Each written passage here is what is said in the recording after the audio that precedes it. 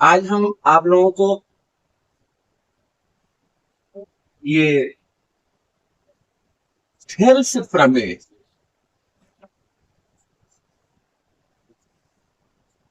इसी को आधारभूत आनुपातिकता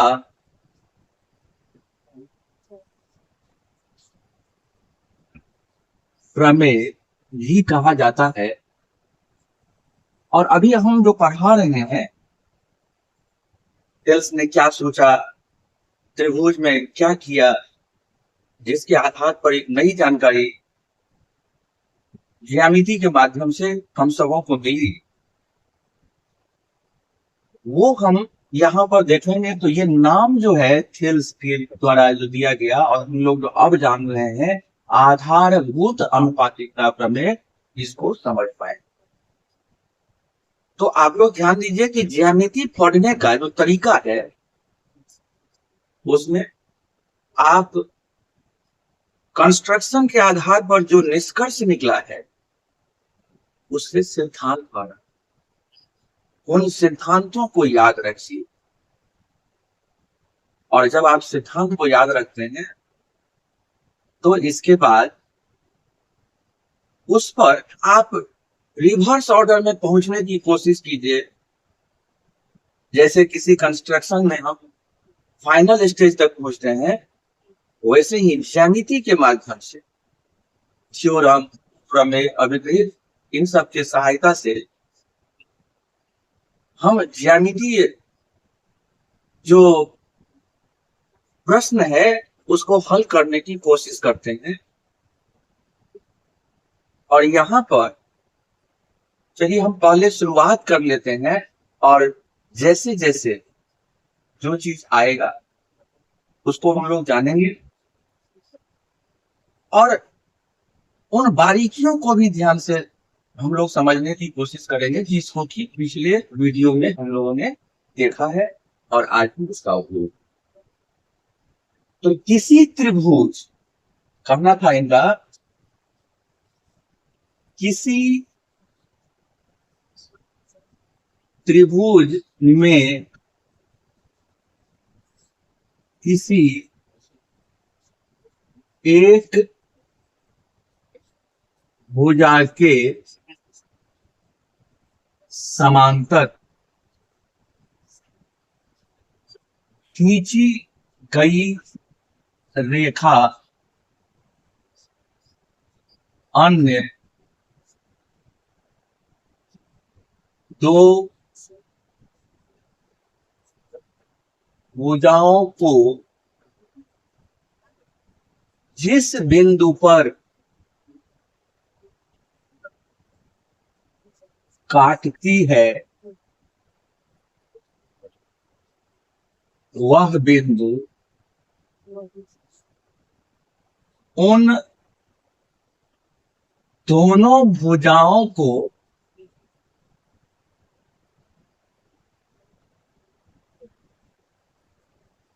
समान अनुपात में विभाजित करता है।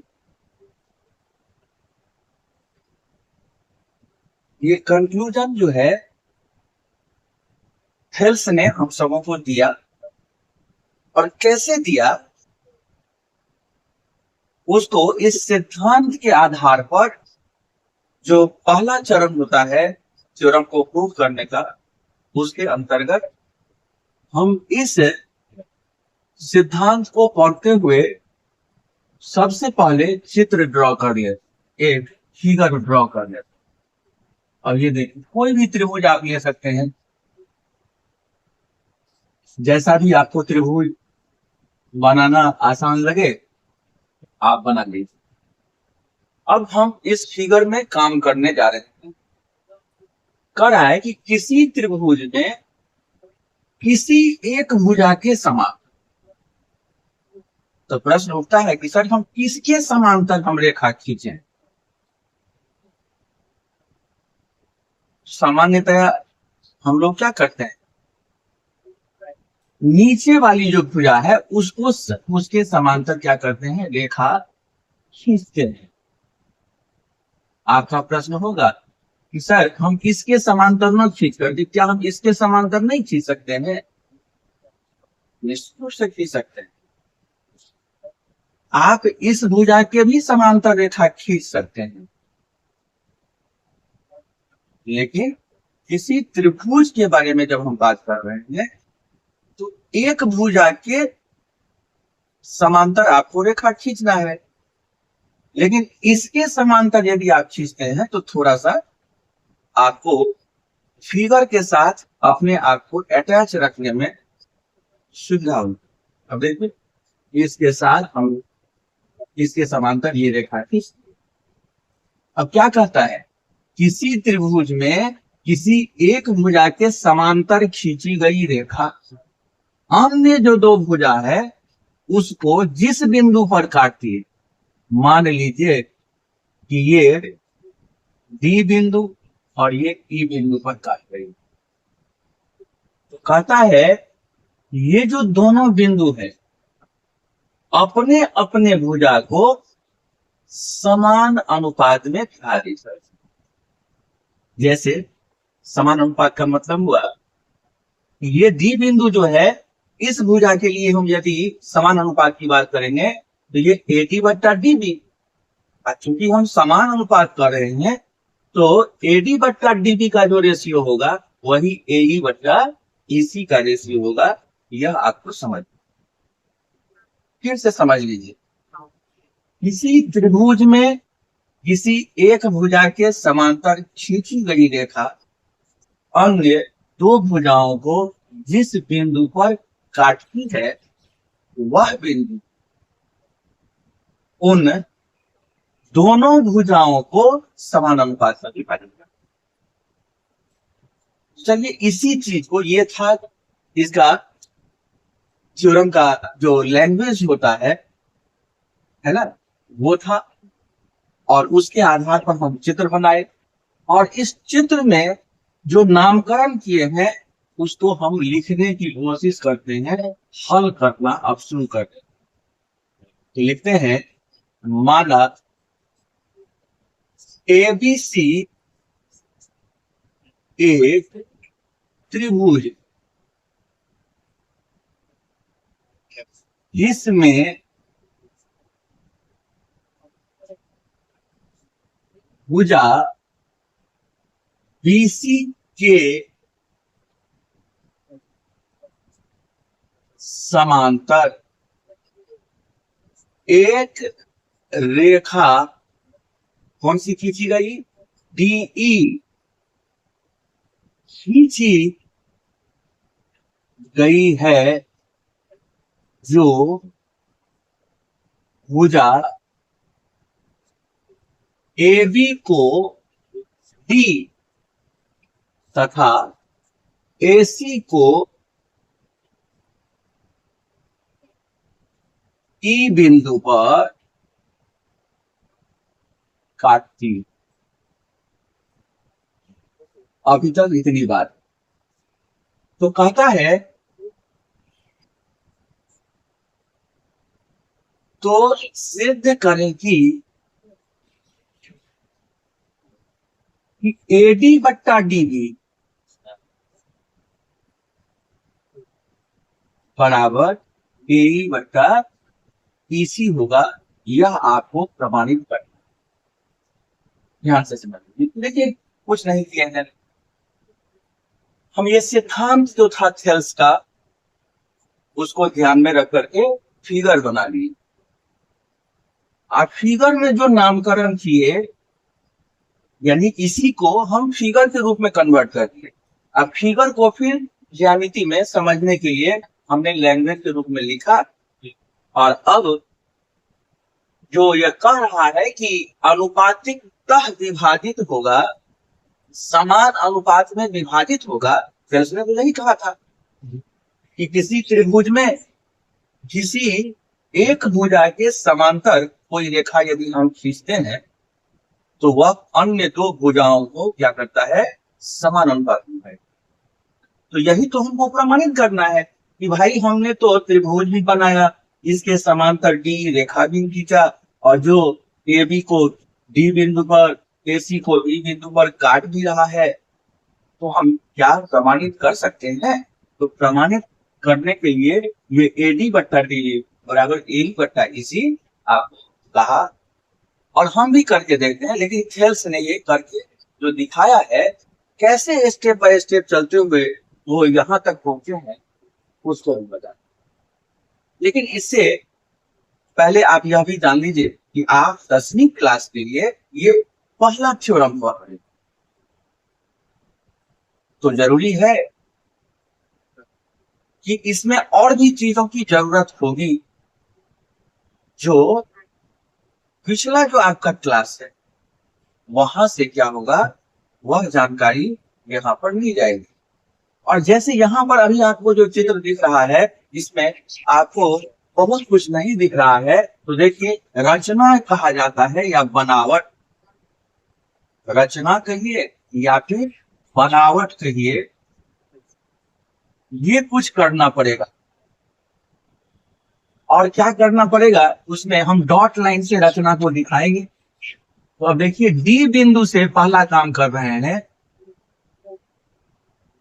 ये लीजिए, ये डीएम लंब डाल दिए हैं एसी रेखा पर। हम जो बोल रहे हैं उस बात को ध्यान रखिएगा, क्योंकि हम कल बताए थे कि किसी बाहरी बिंदु से, यानी पिछले वीडियो में हम बताए थे कि किसी बाहरी बिंदु से किसी सरल रेखा पर एक ही लंब खींचा जा सकता है।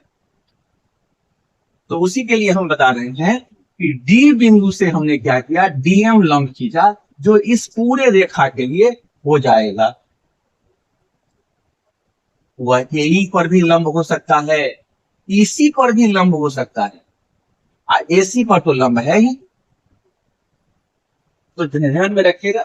चलिए पहला काम बनावट में करते हैं, डी से ये डीएम लंब एसी तथा दूसरा भी डाल दीजिए, इधर से भी डाल दीजिए, ई से भी डालिए, ई से ये ई एन लंब हम डाल देते हैं, किस पर, ए बी पर डाल देते हैं, ई से ई एन लंब ए बी पर डाला, इस दोनों भुजाओं पर लंब डाल दिए। ये समांतर रेखा का जो कट पॉइंट है, जहां पर काट रहा था अन्य दो भुजा को, उसी बिंदु से हम इस भुजा पर लंब डाले हैं और यहां से इस भुजा पर लंब डाले। इसको समझ, ये पहला भाग। दूसरा भाग है कि बी से ई को मिला देते हैं, क्योंकि ये और ये क्या है, समांतर है। आप तो इसके समांतर रेखा खींचे हैं ना। चलिए हम बी से ई को मिला देते हैं और सी से डी को मिला देते हैं। क्या काम होगा इसका, तो आप देखेंगे, बी से ई तथा सी से डी को मिलाया। रचना का काम, कंस्ट्रक्शन जो बोलते हैं हम लोग, बनावट, उसका काम हो गया। अब चलिए प्रमाण की बारी। जब भी थ्योरम प्रूफ करते हैं तो प्रमाण देते हैं। जिस तरह से आप किसी भी चीजों के बारे में, साइंटिफिक जितना भी वर्क होता है, जो रिजल्ट होता है, और वो रिजल्ट तब आता है जब आप क्या करते हैं, स्टेप बाय स्टेप उसको सीक्वेंस में ला करके बताते हैं। हम वो स्टेप बाय स्टेप ला करके यहाँ तक पहुंचने की कोशिश करते हैं। चलिए आप ध्यान से इस त्रिभुज एडीई को देखिए। तो हम पहले यहीं से शुरुआत करते हैं, त्रिभुज एडीई में ध्यान दीजिए। क्या देख रहे हैं, एडीई त्रिभुज। पहले इधर की ओर देखिए, तो आप देख रहे हैं कि भाई त्रिभुज है और ये लंब भी खींचा गया है। स्वाभाविक है, जिस भुजा पर लंब होगा वो आधार होगा। और कल भी यानी पिछले क्लास में और पिछले वीडियो में हम बताए थे, आप इसको शॉर्ट में भी लिख सकते हैं कि area of triangle A R small R area of triangle कौन सा A D is equal to 1/2 आधार गुना ऊंचाई। आप जानते हैं त्रिभुज का क्षेत्रफल 1/2 गुना आधार गुना ऊंचाई या आधार गुना शीर्ष लंब।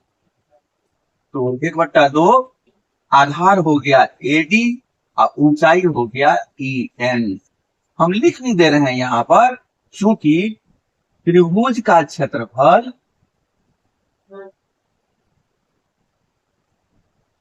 बराबर 1/2 गुना आधार और गुना ऊंचाई या शीर्ष लंब होता है। देखिए प्रमाण यही देना हो, प्रमाण देखिए कोई चीज हम लिख रहे हैं वो कैसे लिख रहे हैं वो बता। चलिए इसको हम समीकरण 1 में लिखते हैं, समीकरण से नहीं घबराना। फिर देखिए हम त्रिभुज इसी आधार पर आइए। अब देखिए ये बी डी ई त्रिभुज भी दिख रहा है, त्रिभुज ई डी ई दिख रहा है, इसका भी क्षेत्रफल निकालिए। त्रिभुज बी डी ई का क्षेत्रफल area of triangle B D E तो कहिएगा 1/2। तो सर इसमें आधार, तो देखिए हम कल बोले थे ना कि आधार तो चलिए इस त्रिभुज के लिए तो यही हो जाएगा बी डी या डी बी, क्योंकि इधर से ले रहे हैं तो एक बार सज जाएगा तो हम डी बी लिख दे रहे हैं। ऊंचाई इस त्रिभुज में ऊंचाई इस बिंदु से ले रहे हैं अर्थात लंब खींच रहे हैं, तो इस भुजा के बढ़े हुए भाग पर लंब जो ई एन लंब है, कल सिखाए थे ना। किसी बिंदु से खींचा गया लंब या तो उस सरल रेखा पर होगा या फिर उसके बढ़े हुए भाग पर होगा, ऐसा सिखाए थे पिछले वीडियो में। हम ये सिखाए थे ये बढ़े हुए भाग पर, तो ये बढ़े हुए भाग पर लंब क्या हो गया ई एन। अब देखिए इसका भी क्षेत्रफल निकल गया, फॉर्मूला तो क्षेत्रफल का जो है वो त्रिभुज के लिए सेम रहेगा। अब इस दोनों त्रिभुज को भाग दे दीजिए। अब क्या कीजिए समीकरण 1/2 कर लीजिए। तो क्या होगा area of triangle A D E by area of triangle ये बी डी ई बराबर 1/2 गुना A D Guna E N अब बट्टा 1/2 ई बी गुना ई एन। अब देखिए ई एन से ई एन कट गया, हाफ से हाफ कट गया, तो बचा क्या चीज एरिया ऑफ ट्रायंगल। ध्यान से समझना है ए डी ई बाई ये जो है एरिया ऑफ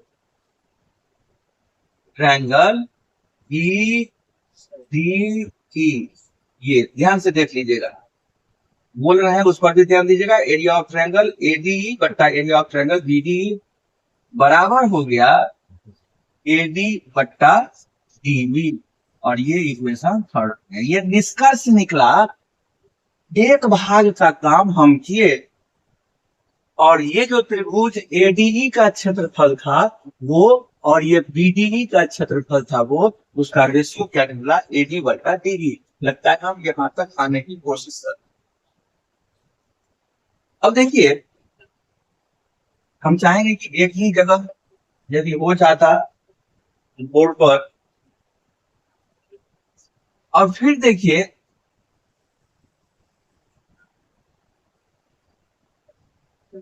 हम यहां पर आपको करके दिखा रहे हैं, थोड़ा सा समझने की कोशिश कीजिए। पुनः आप क्या करते हैं ए डी ई त्रिभुज में फिर लीजिए, त्रिभुज ए डी ई में फिर क्या कीजिए area of triangle A D ई लीजिए। तो अब देखिए इधर की ओर आप ध्यान दीजिएगा, तो ये आधार होगा और इस त्रिभुज में ये इधर वाले भुजा पर लंब है। तो 1/2 आधार हो गया ए, ऊंचाई हो गया dm। कोई दिक्कत इसमें? कोई दिक्कत नहीं है। एक त्रिभुज है, उसमें जब आधार ये है, लंब ये था, और दूसरी स्थिति उसी त्रिभुज में हम ये भी देख रहे हैं कि आधार ये है, उस पर लंब हमको डीएम दिख रहा है। होने दीजिए उपयोग। सेल्स कुछ इसी तरह से, क्योंकि त्रिभुज का क्षेत्रफल नहीं बदलेगा, चाहे वह किसी भी भुजा को आधार या ऊंचाई माना जाएगा, तो त्रिभुज का क्षेत्रफल में परिवर्तन, उसके एरिया में कोई परिवर्तन नहीं हो। तो चलिए इसको हम समीकरण 4 ना होगा, चलिए 4 का नाम हम दे दें। फिर देखिए, अब ये सी डी ई त्रिभुज, अब इधर वाला, इसमें भी पहले क्या किए थे, ए डी ई लिए थे, और इस भुजा के साथ वाला त्रिभुज बी डी ई लिए थे। वैसा ही सेम काम रिपीट करना है आपको। तो ए डी ई त्रिभुज हो गया, तो अब देखिए सी डी ई त्रिभुज, ये वाला त्रिभुज के बारे में चर्चा करें। सी डी ई में समझाने के लिए हम थोड़ा सा ज्यादा लिख रहे हैं आप लोगों को। Area of triangle C D E, जिसको ये लिखने में कठिनाई हो तो लिख दीजिएगा त्रिभुज सी डी ई का क्षेत्रफल। वो लैंग्वेज में लिखना पड़ेगा, भाषा में लिखना पड़ेगा। शॉर्ट में थोड़ा लिखिएगा तो इस तरह से भी आप लिख सकते हैं। तो हो जाएगा 1/2 आधार अब हो गया ईसी, ऊंचाई, तो इसके बढ़े हुए भाग पर ऊंचाई या शीर्षलंब क्या है, डीएम। ये हो गया 5वां समीकरण। फिर क्या कीजिए, वही चौथा में 5वां से भाग दे दीजिए। अब क्या कीजिए, ये समीकरण 4 भागा 5 कर, तो देखिए क्या लिखिएगा, area of triangle A D E by area of triangle C D E बराबर 1/2 आधार देखिए क्या है, ए ई गुना डीएम शीर्षलंब था या ऊंचाई था, फिर यहाँ 1/2 ईसी गुना फिर डीएम है, तो डीएम से यहां भी डीएम कट जाएगा, हाफ से हाफ कट जाएगा। यानी कि, या इसको आप पहले लिख लीजिए, तब हम आते हैं सिद्धांत। त्रिभुज एडीई बट्टा एरिया ऑफ ट्रायंगल सी, ये तो रिपीट हो जाएगा ना, ये लिख लीजिए ए ई और बट्टा ई सी, ये लिख लीजिए और थोड़ा रुक जाएंगे, क्योंकि यहां पर थोड़ा सा जगह का अभाव है, तो हम थोड़ा सिद्धांत को मिटा ले, ये वाला भाग को मिटा ले। एक ही जगह आपको हम दिखाना चाहते हैं। चलिए इतना ही मात्र हम बताते हैं, बाकी की जगह है। अब देखिए यहां तक तो आ गया, लेकिन आपको पिछले वीडियो में हम पढ़ाए थे कि एक ही आधार और एक जोड़ी समांतर रेखा के मध्य बने 2 त्रिभुज का क्षेत्रफल समान होता है। पिछले वीडियो को जो बच्चे नहीं देखे होंगे जरूर देख लीजिएगा। यहां अब उसी के उपयोग की बारी है। ये जो BCD त्रिभुज है, और ये नहीं, आप पहले इसको समझ लीजिए कि ये और ये जो समांतर रेखा है, इसी के बीच आपका त्रिभुज कौन सा है, ये BDE त्रिभुज और CE भी कहिए या CDE जो आप लिख रहे हैं वो त्रिभुज। आधार लेकिन यहां पर क्या दिख रहा है, एक ही आधार D दिख रहा है। तो यहां हम लिख देते हैं, चूंकि थोड़ा सा समझना है, ज्यामिति है, क्योंकि एक ही आधार डीई पर और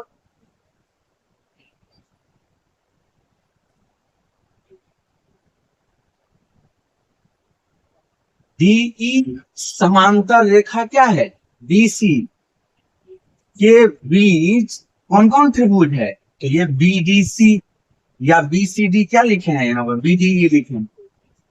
त्रिभुज बीडीई तथा त्रिभुज सीडीई है।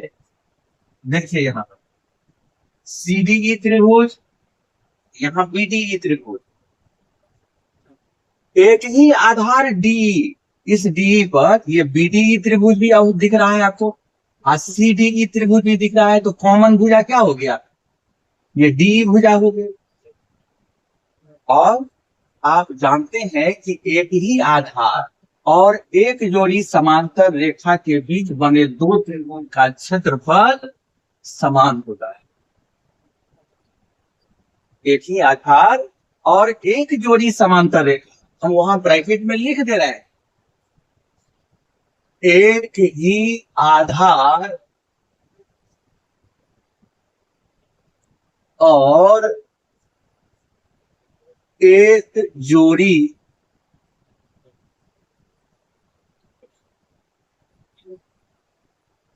समांतर रेखा के मध्य बने दो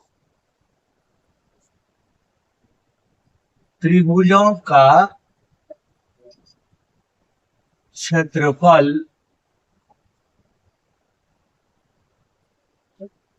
समान होता है।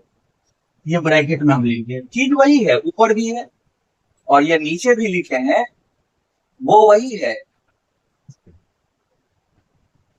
अब हम लिख दे रहे हैं आपको, तो इसलिए क्या लिख सकते हैं, एरिया ऑफ ट्रायंगल, ये जो बीटीई है वह एरिया ऑफ ट्रायंगल, ये जो सीडीई है नीचे वाला, इसके तो बराबर हो गया ना। इसके जगह पर अब आप क्या लिख सकते हैं, आता है आप एरिया ऑफ ट्रायंगल जो यहां पर हम लोग देख रहे हैं कि ए डी ई बट्टा ये सीडीई के बदला में क्या बीडीई लिख सकते हैं, एरिया ऑफ ट्रायंगल बीडीई लिख दीजिए, और बाकी ये ए बट्टा ईसी था उसको रहने दीजिए। अब इसको समीकरण 6 मान लो, यानी ये जो सभी आया था आपको निष्कर्ष दूसरे भाग से जो यहां तक आया था, उसके बाद हमको जरूरत पड़ा है इस बात का कि भाई हम तो सिद्धांत में ही देख चुके हैं कि किसी त्रिभुज में किसी एक भुजा के समांतर रेखा खींचे, और हम रचना जब किए हैं और उपयोग भी किए हैं बीडीई त्रिभुज का और सीडीई त्रिभुज का उपयोग किए, दोनों त्रिभुज हुआ था ना, और उसी का क्षेत्रफल निकालने देख रहे हैं, एडीई त्रिभुज अब भागा बीडीई त्रिभुज का दोनों का क्षेत्रफल हम भाग दिए, तब देखिए यहाँ पर एडी बट्टा डीबी निकला था, एडी बट्टा डीबी निकला था। अब दूसरे भाग में हम काम किए तो एडीई त्रिभुज का क्षेत्रफल निकाले, सीडीई का क्षेत्रफल निकाले, तो ए बट्टा इसी आ गया था। तो हम इसमें और इसमें हम जब गौर से देखे और हम ये जो बीडीई त्रिभुज और सीडीई त्रिभुज को गौर से देखे, तो हमने देखा कि भाई ये तो एक ही आधार डीई पर है और ये डी और बीसी जो समांतर रेखा है इसी बीच स्थित है। तो पिछले वीडियो में हम आपको बताए थे कि देखिए फेल से जो इतने बड़े गणितज्ञ थे, तो ऐसे ही हम लोग उनको महान नहीं मानते, और उन्होंने देखिए इस तरह से ज्योमेट्री को एक वे देने का काम। तो एक ही आधार डी पर और डी समांतर बीसी के बीच बीडी त्रिभुज भी दिखा और सीडी त्रिभुज भी है, इसलिए क्या हो गया, क्षेत्रफल बराबर हो गया। तो उस क्षेत्रफल जब बराबर हो गया तो समीकरण 3 और 6 को आप गौर से देखिए, 3 यहाँ है 6 यहाँ है। अब देखिए ये एलएचएस का भाग है, यहाँ भी क्या है, एरिया ऑफ ट्रायंगल एडी बटा एरिया ऑफ ट्रायंगल बीडी, यहाँ भी है एरिया ऑफ ट्रायंगल एडी बटा एरिया ऑफ ट्रायंगल बीडी। तो लिख दीजिए समीकरण 3 और 6 से क्या दिख रहा है, समीकरण 3 में आरएचएस का क्या बच गया, एडी बट्टा डीडी, और 6 में क्या बच गया, एई बट्टा बीसी। अब देखिए यही ना आपको प्रमाणित करना था, यही आपको प्रमाणित करना था, जो हो गया। हम आज के इस वीडियो में आपको अधिक बोझ नहीं देंगे, पहला थ्योरम आप पढ़ रहे हैं उसको आप बार बार देखिए, और इसमें जो जो चीज उपयोग किए हैं, त्रिभुज का क्षेत्रफल हम उपयोग किए हैं कि किसी बाहरी बिंदु से किसी सरल रेखा पर लंब खींचना, पिछले वीडियो में बताए थे। फिर हम उपयोग किए हैं कि एक ही आधार और एक जोड़ी समांतर रेखा के मध्य बने दो त्रिभुज जो हैं उनका क्षेत्रफल समान होता है। और देखिए कितना आसान हो गया कि तो यहाँ पर ये सीडी त्रिभुज का क्षेत्रफल, ये सीडी त्रिभुज का क्षेत्रफल और बीडी त्रिभुज का क्षेत्रफल दोनों जब बराबर हो गया, तभी ना आप इस निष्कर्ष को इधर वाले भाग से जो क्षेत्रफल निकला था त्रिभुज का, निष्कर्ष के आधार पर आप कहे थे एरिया ऑफ ट्रायंगल बीडी बराबर एरिया ऑफ ट्रायंगल सीडी, यानी कि त्रिभुज बीडी का क्षेत्रफल बराबर त्रिभुज सीडी का क्षेत्रफल। जब हो गया था तो सीडी और बीडी का क्षेत्रफल दोनों बराबर था, तो सीडी के बदला में बीडी लिख दिए। यहाँ पर छठा इक्वेशन में देख रहे होइएगा, area of triangle AD by area of triangle BD, ये ए बट्टा ईसी है तो यहाँ भी ए बट्टा ईसी होंगे। और जब पहले भाग से निष्कर्ष निकला तो तीसरा समीकरण आया, दूसरे भाग से निष्कर्ष निकला तो ये छठा समीकरण आया। और जब हम इस तीसरे और छठे समीकरण को गौर से देखें तो हमको वो रिजल्ट मिल गया कि किसी त्रिभुज में किसी एक भुजा के समांतर रेखा खींचते हैं और वह अन्य दो भुजाओं को जिस बिंदु पर काटती है वह बिंदु उन दोनों भुजाओं को समान अनुपात में विभाजित। उम्मीद है कि यह जो वीडियो है, जो थेल्स प्रमेय को प्रमाणित करने का जो काम हम लोग किए हैं, वह आप लोगों को समझ में आया होगा। और यदि आप इसको बढ़िया से फिर देख लेते हैं तो अगला जो इन्हीं का विलोम है, कल हम बताए थे कि विलोम, जो ये कहानी अभी यहाँ तो मिटा दिए, लेकिन यहाँ पर आपको हम बता सकते हैं, यहाँ क्या था, किसी त्रिभुज में एक भुजा के समांतर रेखा खींची गई, समांतर रेखा खींची गई तो अन्य दो भुजाओं को समानुपात में पाए, इसका विलोम हो जाएगा, जो हम आपको अगले वीडियो में बताएंगे